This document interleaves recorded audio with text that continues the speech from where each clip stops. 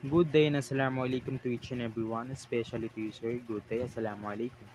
My name is Muhammad Dino Kapeng and we are the 16th reporter. So, our topic is the relationship between inflation and government spending in the Philippine economy. The relationship between inflation and government spending in the Philippines is a complex and multifaceted, not easily characterized by a simple cause and effect relationship. While increased government spending can contribute to inflation, other factors significantly influence the overall inflation pressure. So, ano nga ba ang relationship ng inflation and the government spending? So when we say inflation, ito na yung pagtaas ng demand ng isang, for example, let's say the supplies, the services. So, yun yung tinutukoy sa inflation. So, ano naman ang government spending? Ito naman yung um, paggasta ng pera ng ating pamahalaan or ng ating gobyerno. So, let me give you an example. So, ano yung example nito? So, for example, ang ating pamahalaan ay nagpapatayo ng isang infrastructure or buildings or any health welfare or any programs, let's say ayuda, ganon. So, nagpapatayo ng ayuda or nagpapatupad ng ayuda ang ating pamahalaan. So, they are spending the money of, of the government. So, with that, tataas yung presyo ng mga goods and foods, lahat, mga services. So, doon na papasok si inflation. So, that's their relationship, no? Andun pa rin, pumapasok na doon si inflation. Kasi nga, when the government spend the money, so the inflation is entered. Papasok na si inflation kasi tataas na yung mga presyo ng mga supplies and also the services.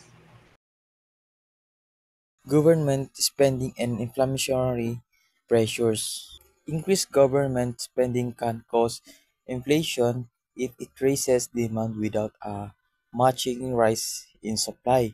This is especially true when spending is funded by borrowing, which can expand the money supply.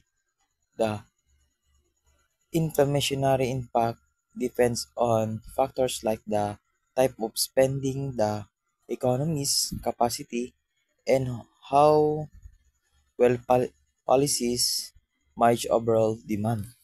So, sabi dito is kapag tumaas ang government spending o gastos ng gobyerno, pwedeng magdulot ito ng inflation, yung pagtaas ng presyo ng mga bilihin, lalo na kung mataas ang demand pero hindi sumasabay ang supply.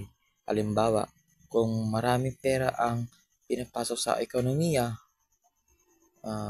ayuda, infrastructure, etc., pero hindi sapat ang supply ng goods and services, tataas ang presyo dahil mas maraming taong bumibili pero kaunti lang ang produkto. Mas talo pa itong nangyayari kapag inuutangan ng gobyerno ang pera para gastusin. Kasi kapag umutang para madagdagan ang money supply, mas marami mas maraming pera sa sirkulasyon na pwedeng magpapalala ng information. Pero depende pa rin ito sa ibang factors tulad ng anong anong klase ng di ba ito? Anong klaseng spending ang ginagawa? Halimbawa, productive ba o puro consumption lang? And gaano ka ready ang ekonomiya na mag-supply ng kailangan ng tao?